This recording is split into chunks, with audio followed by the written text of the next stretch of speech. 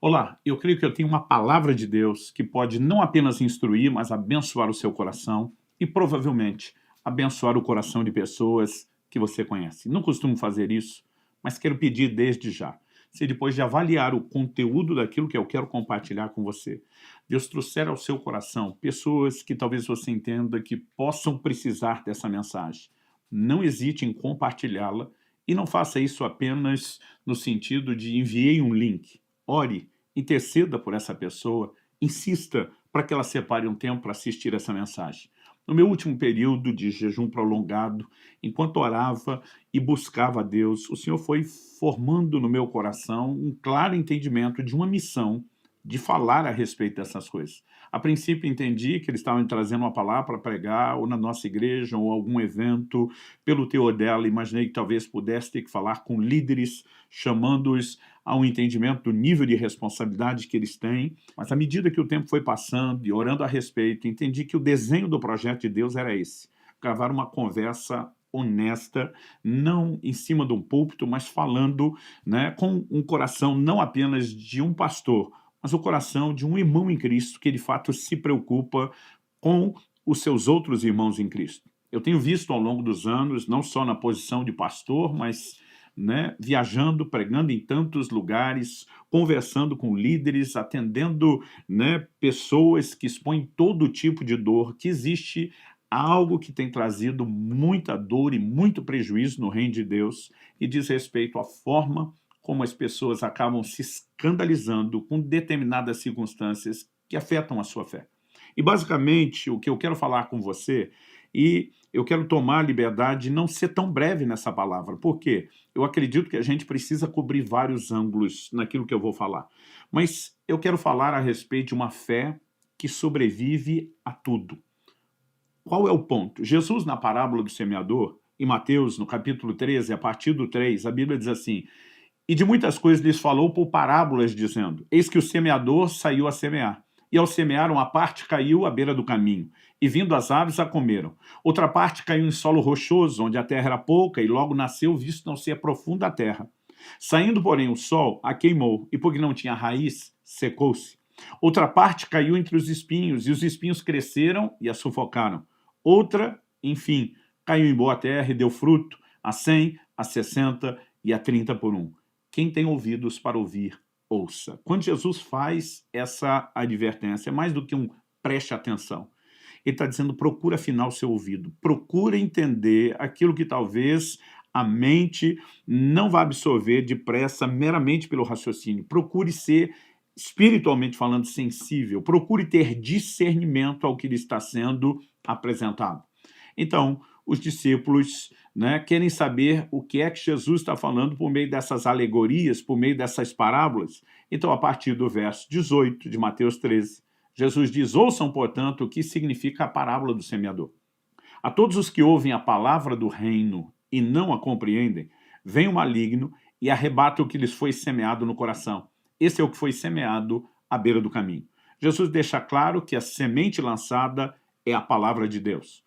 Então, o semeador pode ser qualquer pregador, qualquer pessoa que ensina, que compartilha a palavra, mas o mais importante é entender que a semente é a palavra de Deus. É aquilo que tem o poder de produzir frutificação na vida espiritual das pessoas. No entanto, Jesus vai falar de 4 solos, onde nós temos respostas distintas. Não houve nenhum nível de frutificação. Os outros 2, a frutificação inicia, mas o processo foi abortado. E o último, nós temos então uma frutificação que acontece como deveria de fato acontecer. O que eu e você precisamos entender que isso não significa que as pessoas já nascem como determinado tipo de solo. Eu já vi gente falando, fulano é o solo à beira do caminho, quase como se ele nasceu para ser aquilo e não tem condição nenhuma de ser alguém diferente daquilo. E particularmente eu vou dizer, isso não é verdade. A Bíblia sempre fala de como as pessoas ouvem a palavra. A maneira como nós ouvimos a palavra determina o tipo de solo que somos. Ou seja, se podemos mudar a maneira de ouvir a palavra, podemos mudar, consequentemente, o tipo de solo que somos. Então, a primeira coisa que precisamos reconhecer é que o próprio Jesus apresenta uma inegável batalha espiritual. Há uma guerra no mundo espiritual. Se por um lado Deus está querendo que a semente frutifique, e por outro, a Bíblia está dizendo: vem o maligno e arrebata o que foi semeado no coração. O diabo está tentando abortar a obra que Deus começa. Em Atos, no capítulo 5, nós vemos Pedro advertindo Ananias, porque encheu Satanás seu coração para que mentistes ao Espírito Santo. O apóstolo estava dizendo: quem começou uma obra no seu coração foi o Espírito Santo, mas o diabo achou um lugar para entrar e bagunçar tudo e abortar um processo iniciado por Deus. Então, esse embate espiritual é um fato indiscutível. Jesus enfrenta Satanás durante 40 dias de jejum no deserto, sendo tentado com toda a sorte de tentação. Ele estava no meio de uma guerra.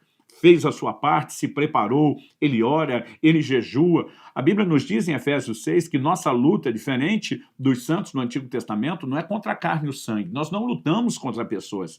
Nossas guerras, a Bíblia diz, são com principados, são com potestades, e só esse assunto, que não é o que eu quero explorar aqui, já merecia atenção em relação ao que estamos tentando destacar. Nossa fé precisa sobreviver a todo tipo de ataque. Não podemos nos curvar diante daquilo que tenta nos separar de nosso Senhor e do plano e do projeto de Deus. Mas depois de falar desse elemento que é mais espiritual, Jesus fala de questões que não significa que o reino das trevas também não tente usá-las, não significa que houve trégua, que a batalha cessou, mas aqui não é uma intervenção direta, é o que nós poderíamos chamar de indireto. E nesses dois solos, cujo processo de frutificação que começa é abortado, nós temos problemas. Jesus diz no verso 20, o que foi semeado em solo rochoso, esse é o que ouve a palavra e logo a recebe com alegria, a receptividade, a empolgação. Mas o verso 21 diz, mas ele não tem raiz em si mesmo, sendo de pouca duração. Quando chega a angústia ou a perseguição por causa da palavra, logo se escandaliza. Então Jesus está falando de pessoas que são superficiais, a raiz cresceu na superfície, elas não são profundas, elas não desenvolveram profundidade. E essas pessoas são vulneráveis a quê? A se escandalizarem, seja com angústia dos problemas, das circunstâncias difíceis, né? Ou quando são perseguidos por causa da palavra, eles se escandalizam, eles decepcionam e dizem, para mim não dá mais, ou seja, com a mesma euforia com que no início receberam a palavra, né? Aquela empolgação que foi mais emocional do que espiritual, agora eles desempolgam, eles funcionam no modo inverso e simplesmente desanimam de tal forma que dizem, estou fora, não quero mais saber disso. Depois Jesus fala de pessoas cuja palavra foi semeada entre os espinhos. Ele diz, esses são os que ouvem a palavra, mas as preocupações do mundo, a fascinação das riquezas, coisas que vão crescendo junto, concorrem e sufocam a palavra e ela fica infrutífera. Mas há aquele que, diferente do primeiro, que o maligno rouba a palavra porque não entende, a Bíblia diz, esse é o que ouve e compreende. Compreende não apenas a exatidão da doutrina, compreende seu nível de responsabilidade, de compromisso, de resposta a Deus. E nesse combo, nesse pacote de compreensão, o que nós temos é uma frutificação garantida. O ponto a ser explorado é qual tipo de fé, desde que você passou a receber a palavra, você tem desenvolvido. Qual a garantia de que você não só não é o tipo de solo à beira do caminho, que Satanás vai conseguir roubar aquilo que Deus começou, mas de que também não haja outras circunstâncias, seja a concorrência com o senhorio de Deus, gerada pela valorização excessiva das coisas terrenas, ou mesmo a capacidade de se escandalizar porque problemas surgiram ao longo do caminho. O que tem queimado no meu coração desde esse tempo de oração e jejum, buscando de Deus uma palavra para a nossa igreja brasileira, é falar ao coração de gente que tem deixado de ser esse sobrevivente da fé que deveria ser. Isso não significa que os seus problemas não são, de fato, complicados, o que eles enfrentaram. Isso não significa que a dor e a decepção que essas pessoas estão vivendo não sejam legítimas e não mereçam mais do que nossa empatia, mereçam nossa compaixão, nossa intercessão, nossa disposição, inclusive de ter uma conversa como essa e colocar os pingos nos is na perspectiva bíblica. Mas o fato é que se deixamos essas pessoas na condição que estão, elas não vão necessariamente melhorar. O que nós precisamos é de uma compreensão clara de tudo aquilo que a Escritura diz. Dentre tantos problemas que poderíamos explorar, que são uma ameaça à nossa fé, que podem nos escandalizar, existe algo que, de uma forma assustadora, estou constatando há décadas. Existe uma igreja que ela é cada vez maior. Alguém diz com muita propriedade que a maior igreja no Brasil é composta hoje pelos sem igreja. Eles não são necessariamente os desviados que simplesmente disseram para Deus: não queremos mais saber de você. Embora nós precisamos entender que muitos desses desviados passaram a estar nessa condição porque enfrentaram os mesmos problemas que alguns que não estão desviados enfrentaram, decepções. No entanto, a diferença é que alguns simplesmente viraram as costas para Deus e outros viraram as costas apenas para o grupo ao qual eles participavam.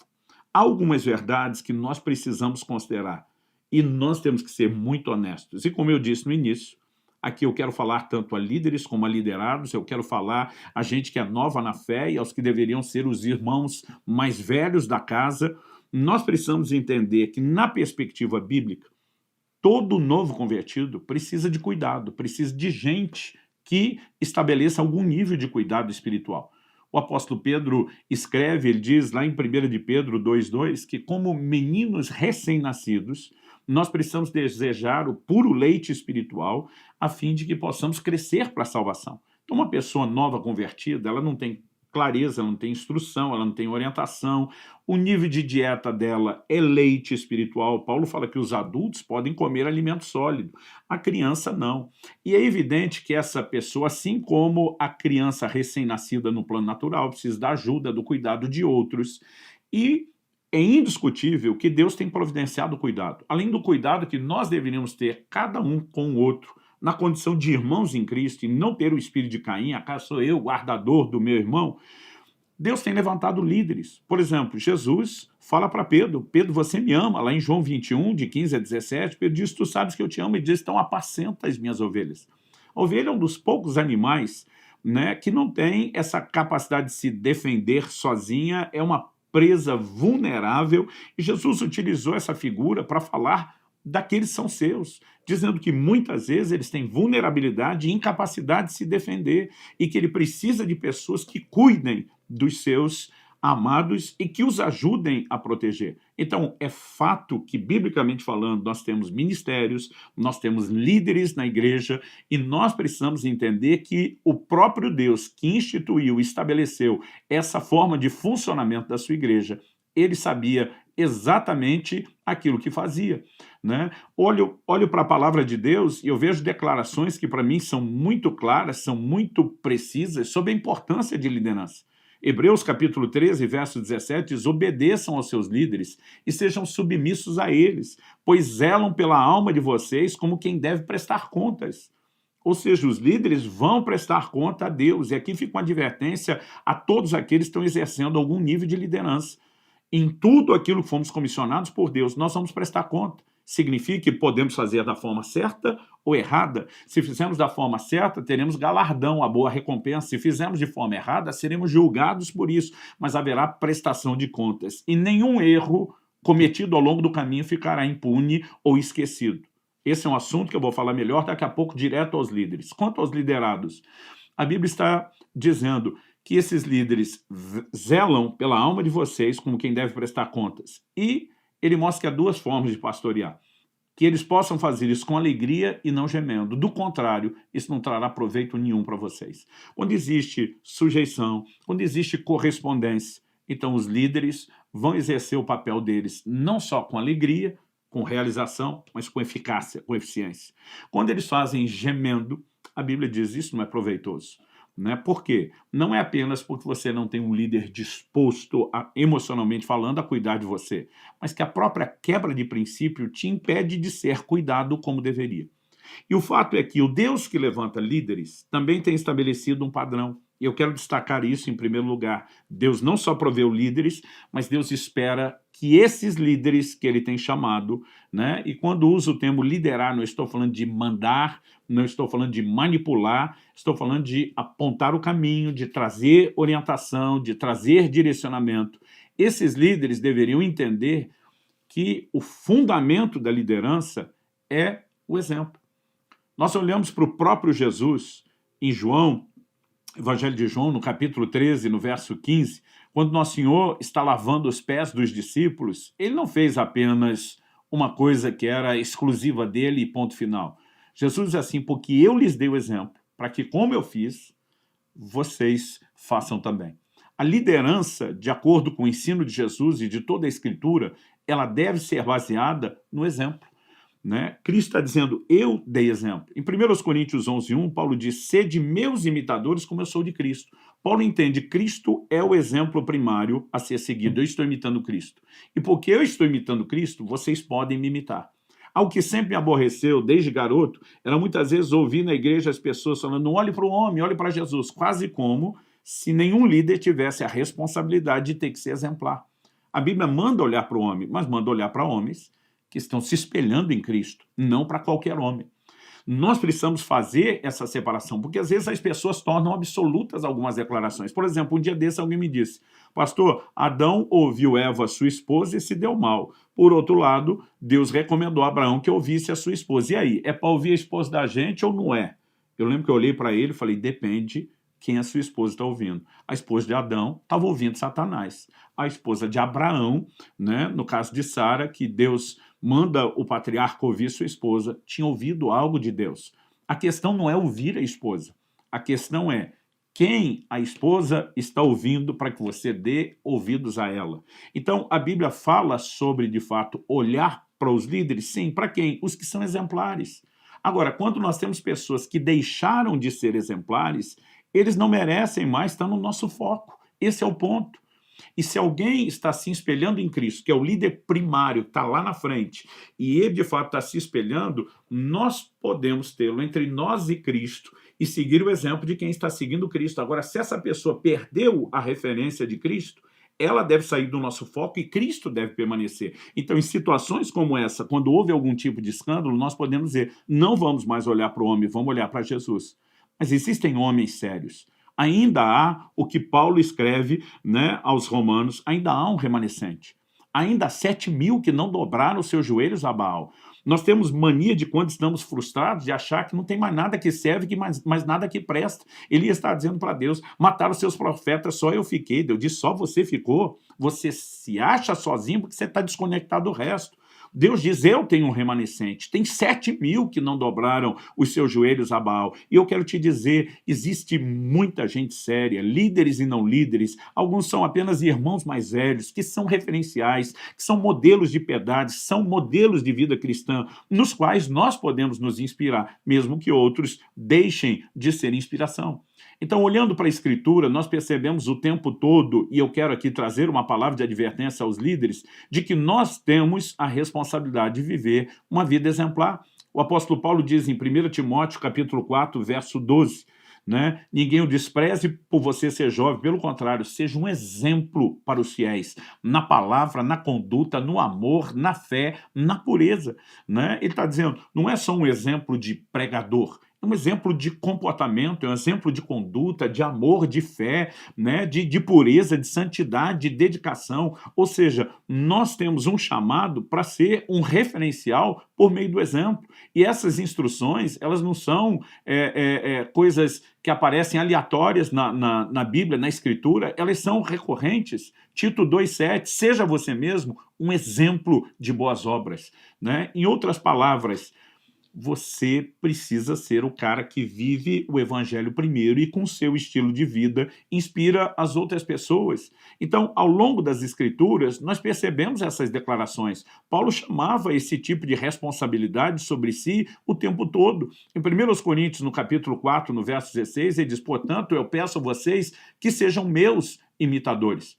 E ele ainda diz assim, por essa causa, verso seguinte, o 17, eu enviei até vocês Timóteo, que é meu filho amado e fiel no Senhor, o qual fará com que vocês se lembrem dos meus caminhos em Cristo Jesus, como por toda parte ensino em cada igreja. Então Paulo está dizendo, eu estou olhando para Jesus, tem pessoas que estão se espelhando em mim, que estou me espelhando em Cristo, e elas vão ser úteis para vocês, como o meu exemplo também tem sido.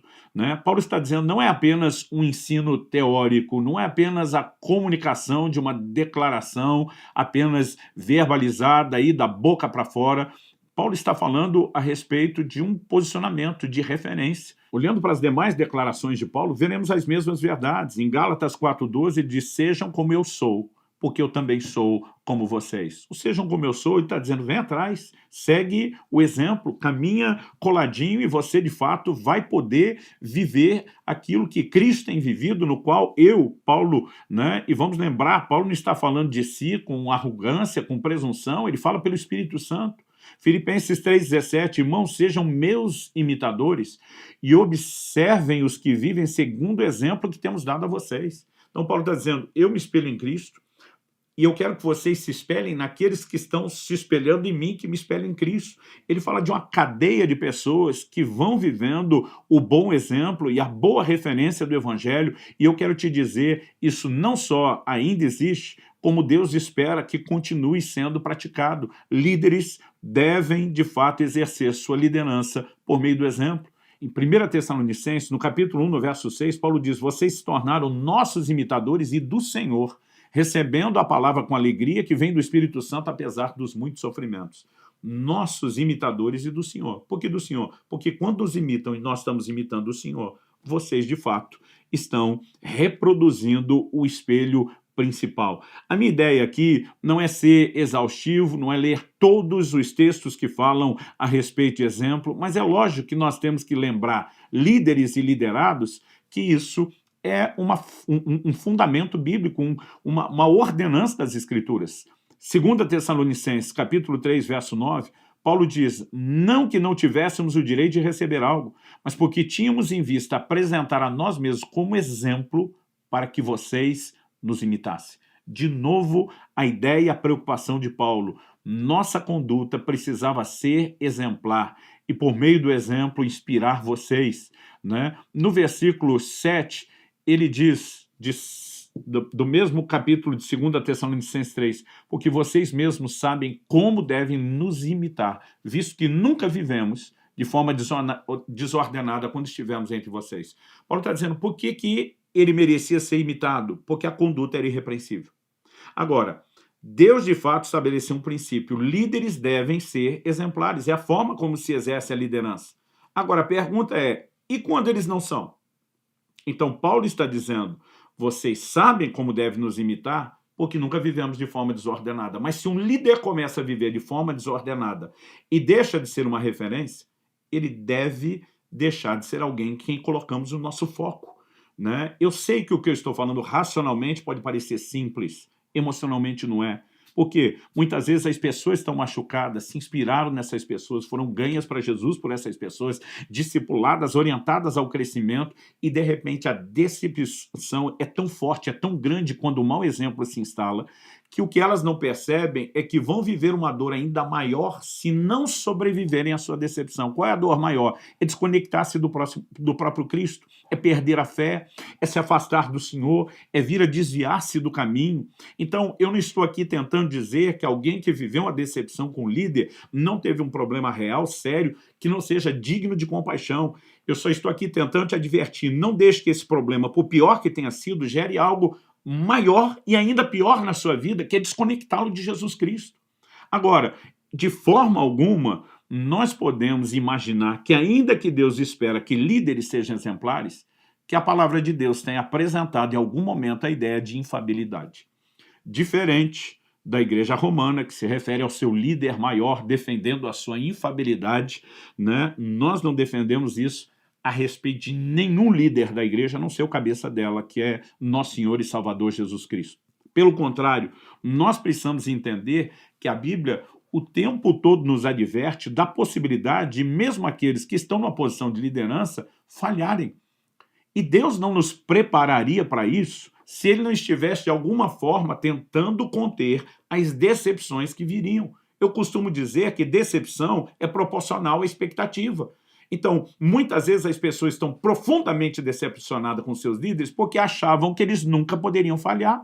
Agora, se você vai estudar a Bíblia, não dá para chegar a essa conclusão. Nenhum de nós está acima de qualquer suspeito, somente o próprio Senhor Jesus. Nenhum líder, por mais abençoado, consagrado que seja, piedoso e dedicado ao Senhor, merece a classificação de infalível. Porque, potencialmente falando, todos corremos o risco, o potencial de sofrer uma queda. É lógico que devemos ter a responsabilidade diante de Deus e dos outros para fazer de tudo, nos fortalecendo em Deus, para que isso não aconteça. Agora, gente, ao defender isso, eu não estou de forma alguma tentando passar a mão na cabeça de um líder que tenha falhado ou decepcionado você. Não estou tentando varrer uma sujeira para debaixo do tapete. Eu estou tentando levantar o tapete e dizer tem mais sujeira do que você imagina. E a Bíblia já advertia isso. O ponto que eu quero destacar não é dizer que está tudo bem se os líderes falharem. Não, não está tudo bem. Jesus diz que essas pessoas vão responder a eles. E eu quero dar uma palavra tanto a líderes que me assistem, como a liderados, porque todo mundo tem que saber a respeito dessas verdades. No Evangelho de Mateus, no capítulo 18, Jesus traz uma palavra que é digna de temor. Né? Não podemos falar de nenhuma outra coisa a não ser temor. No Evangelho de Mateus, no capítulo 18, o Senhor Jesus diz no versículo 5, quem receber uma criança tal como essa em meu nome, é a mim que recebe. Ele está falando de receber os pequeninos que têm a sua atenção, o seu amor, o seu coração. Na sequência ele diz no verso 6, e se alguém fizer tropeçar um desses pequeninos que crê em mim, então pequenino, Jesus não está falando só do bebezinho, está falando de alguém que tem a capacidade de crer nele. Particularmente, eu creio que ele está pegando a referência de uma criança no natural para falar das crianças espirituais, e aqui tem pequeninos de 50, 60, 70 anos de idade. Então, Jesus diz, se alguém fizer tropeçar, outras traduções dizem escandalizar um desses pequeninos que crê em mim, seria melhor para esse que uma grande pedra de moinho fosse pendurada ao seu pescoço e fosse afogado na profundeza do mar. Essa tradução que eu estou usando, ela está bem suave. Né? O original dá uma ideia onde Jesus está dizendo melhor seria que ele amarrasse e que ele se afogasse.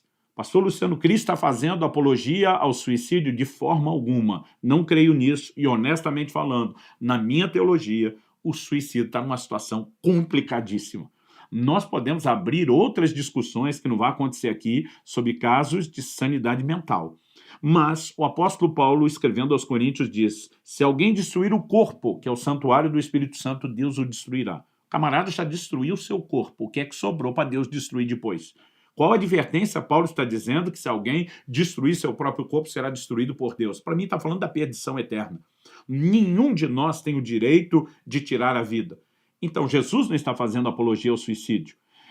Pastor Luciano, mas se o suicida, na sua percepção teológica, está lascado, por que é que Jesus está dizendo que é melhor esse cara suicidar? Porque o suicida, ainda que vá selar sua condenação eterna ao inferno, está selando só a dele.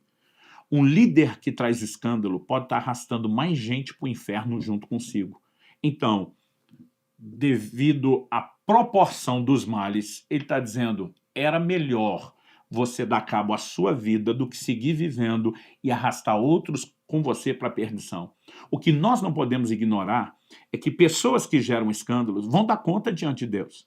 Gente, Deus é o justo juiz, nada ficará impune. Paulo diz que os pecados de alguns serão julgados agora e os pecados de outros serão julgados depois. Eu não sei quais critérios o justo juiz tem para expor algumas pessoas ainda em vida na terra e para expor outros só depois. Mas eu confio que ele é o justo juiz e ele fará. E toda pessoa que lidera deve carregar esse temor. Porque se você está assumindo uma posição de liderança, de ministério, de cuidar de outros, mas não consegue garantir sua firmeza, meu amigo, Jesus diz em Lucas, no capítulo 14, a partir do verso 28, que ninguém constrói uma torre sem primeiro calcular quanto custa. Então você precisa calcular quanto custa o ministério. O ministério não vai custar para você só oração, preparação de palavra, paciência, tempo para ir atrás das pessoas. Vai exigir de você integridade, bom testemunho. Então o negócio é o seguinte, se você acha que não dá conta de construir, se manter íntegro até o fim, nem começa a construir essa torre, não vai para o ministério não. Usando as palavras bem conhecidas de um certo filme, pede para sair, desiste. Falando no português mais claro, vaza. Porque se você não for sério nesse lugar de liderança que Deus te colocou, você vai dar conta a Deus. Então não quero parecer para ninguém aqui, ao dizer que nós temos que ter uma fé que sobrevive a escândalos, que está tudo bem ter escândalo. Não, não está tudo bem. Quem está promovendo escândalo está ferindo o corpo de Cristo, está ferindo os pequeninos de Cristo e vai dar conta a Cristo. Agora o ponto é, você que não cometeu o escândalo, mas se deixa ser afetado, escandalizado por aquilo, a ponto de se afastar do próprio Deus. Minha pergunta é, por que deixar que um dano, que já não foi nada agradável, a dor, a decepção de ver um líder falhar, gere algo muito pior, que é desconectar você de Jesus? Eu me lembro de um dia em que uma pessoa desabafava comigo e ela dizia, olha, pastor, eu vou dizer para você, minha vida desandou, o negócio está bagunçado e tudo começou quando eu soube que a minha esposa havia me traído. Ele falou, fiquei com tanta raiva que eu decidi me vingar. E eu fui lá e traí ela também. Naquele momento que ele falou isso, eu falei, ok, eu entendo a dor e a raiva que você sentiu da sua esposa e a vontade de se vingar dela. Mas minha pergunta para você é, o que é que Jesus te fez? Ele olhou e falou para mim, como assim?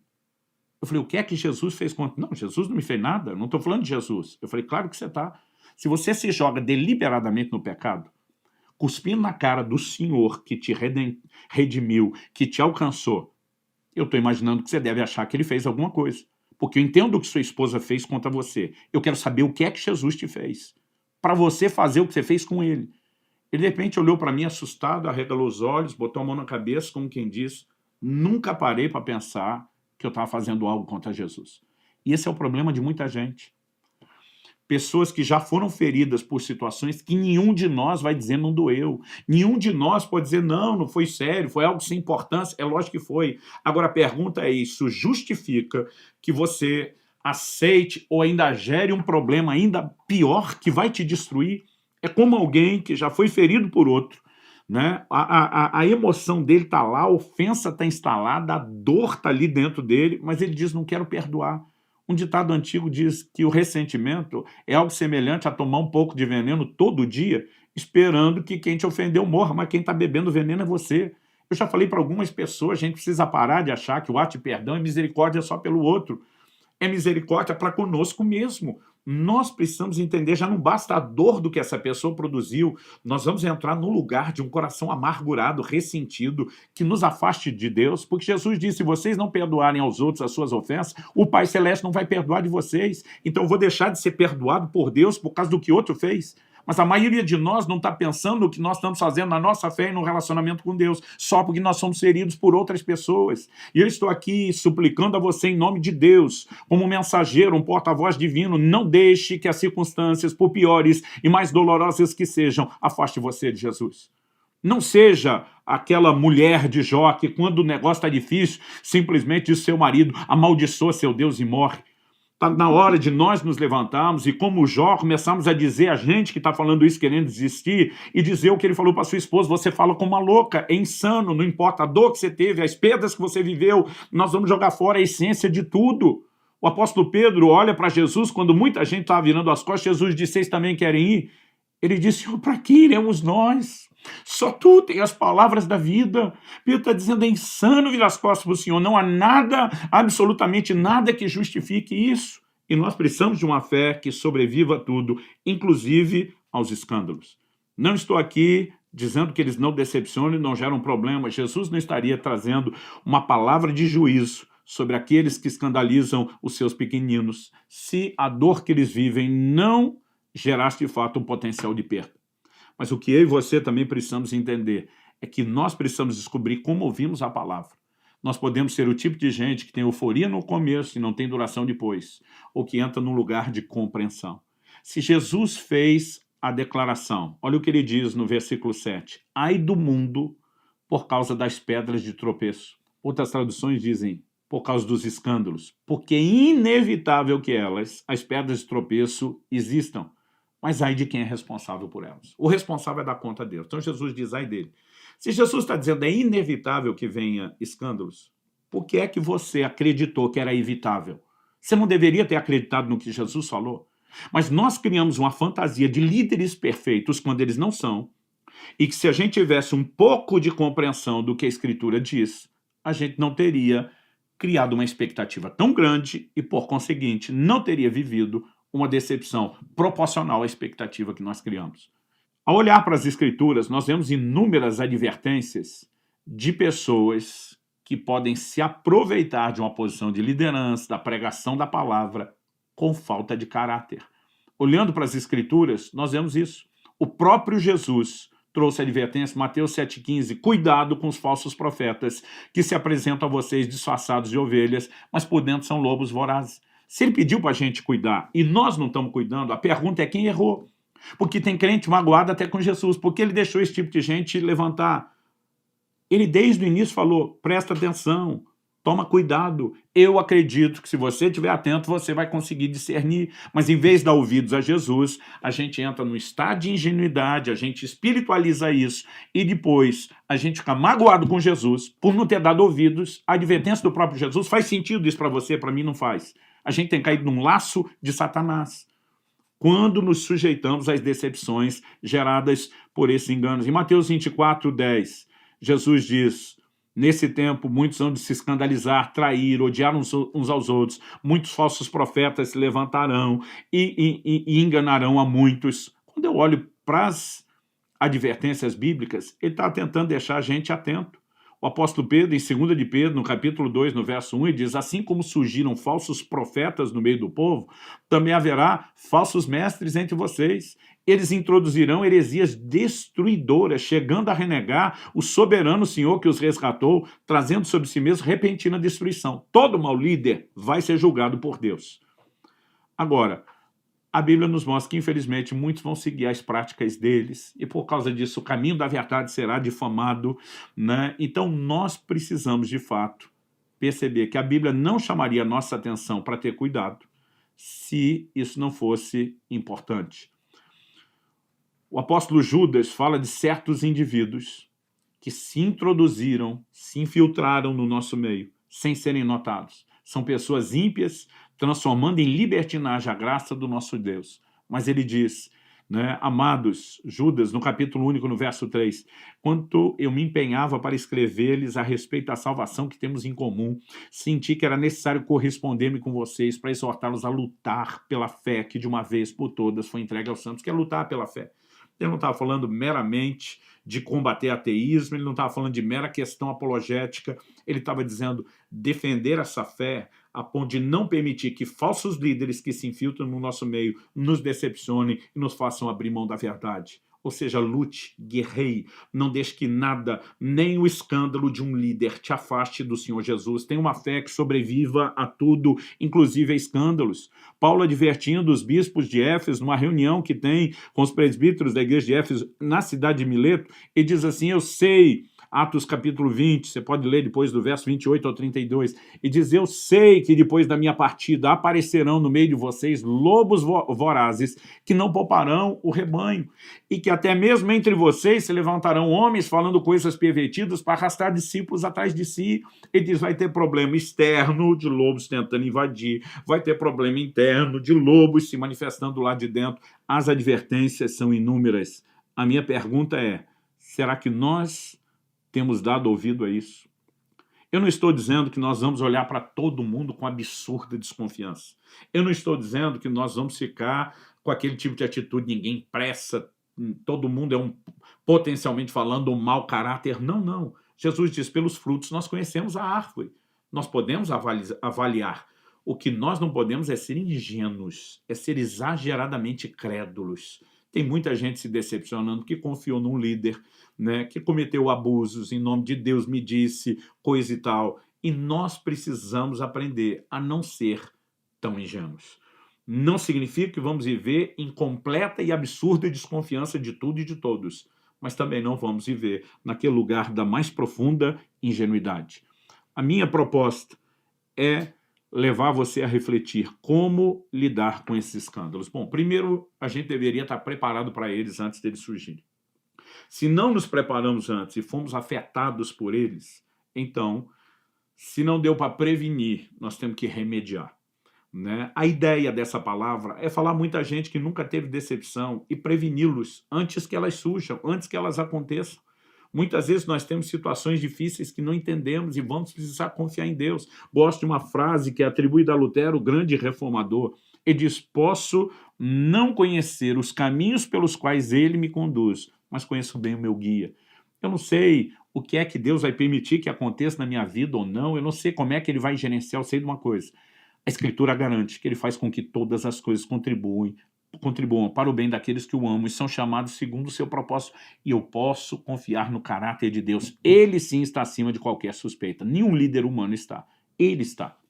Então, a ideia é prevenir. É lembrar que a Bíblia diz essas coisas vão acontecer. E quando acontecerem, nós não podemos olhar com espanto e dizer, uau, nunca imaginei que isso poderia acontecer. Às vezes nós vamos olhar para alguns e dizer, até tu, Brutus, tipo, não imaginava que você estaria entre esses, mas nós não podemos ser pegos com essa surpresa de que não vai acontecer.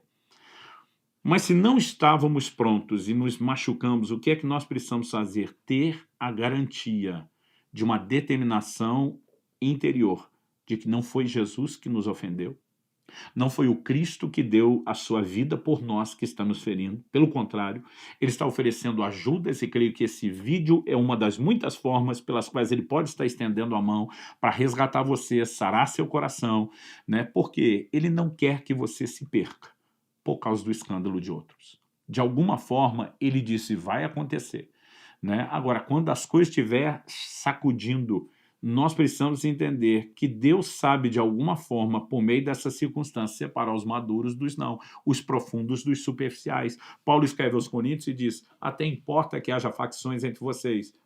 Esse é o plano de Deus? Não. Deus espera que a gente ande em amor e unidade. Mas por que tem uma certa importância? Paulo diz, a fim de que os aprovados sejam manifestos. Em circunstâncias como essa, a gente descobre e consegue diferenciar os adultos dos meninos, a gente consegue ver quem é o aprovado, quem é o desaprovado, quem tem maturidade e quem não tem. E, obviamente, os que não têm não são descartáveis. Eles devem ser recuperados, eles devem ser resgatados.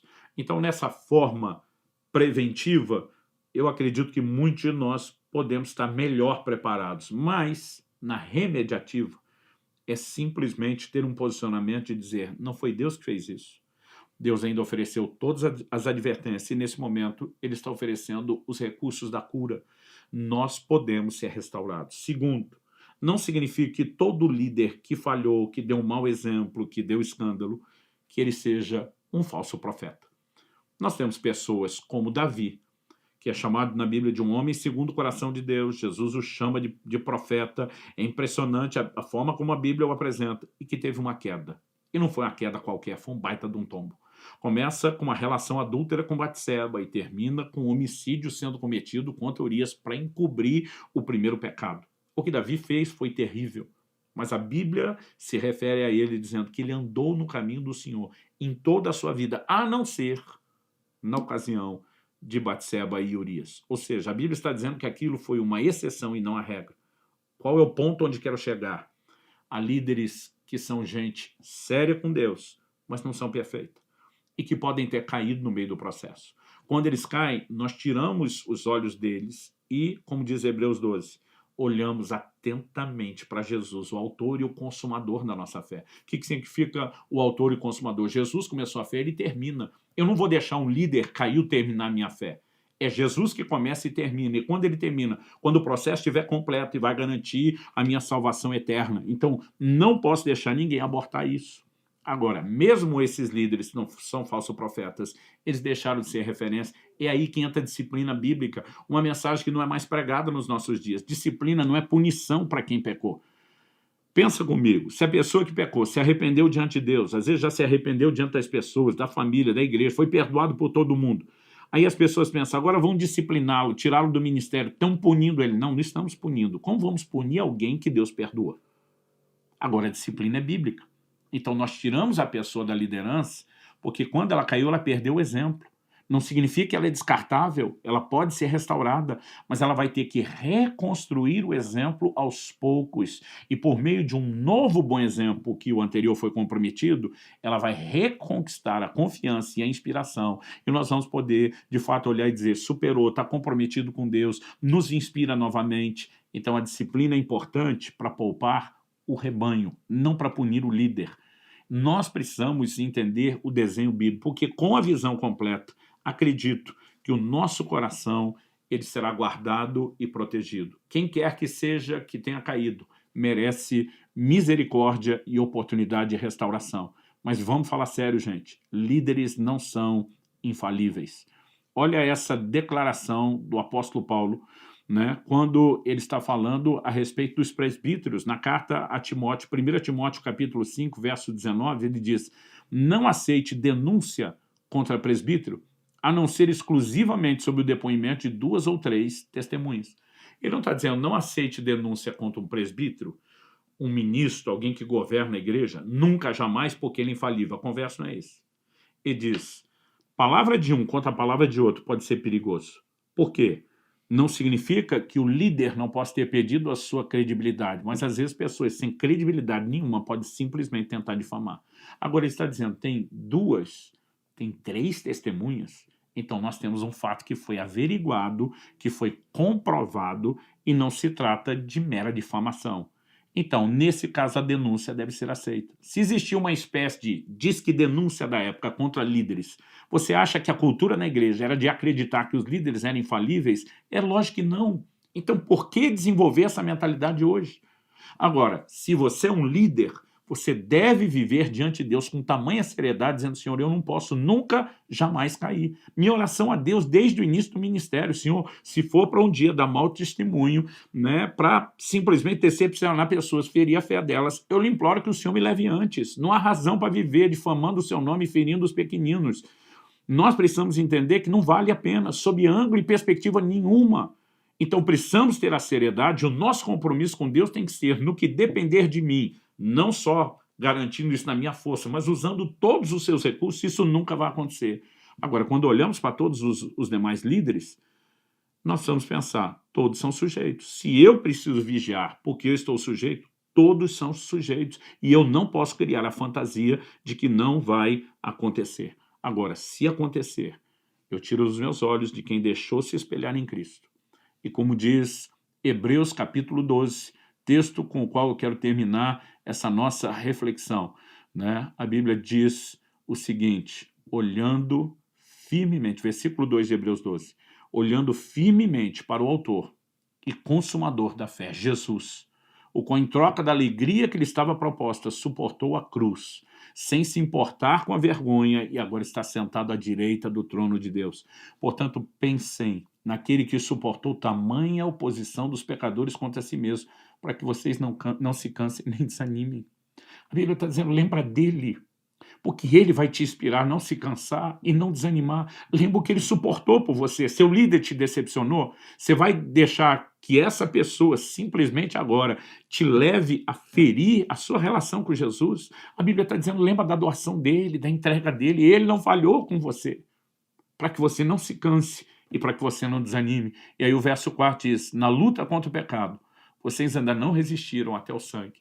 Em outras palavras, a Bíblia está dizendo, não use o pecado de outros como desculpa para virar as costas para Jesus e pecar. Lute contra o pecado, se necessário até o sangue. Que até o sangue? Morra, mas não se entregue para o pecado. Não vire as costas para Deus. Não se volte para o mundo e não use nada como desculpa. Em outras palavras, tenha uma fé que sobreviva a tudo.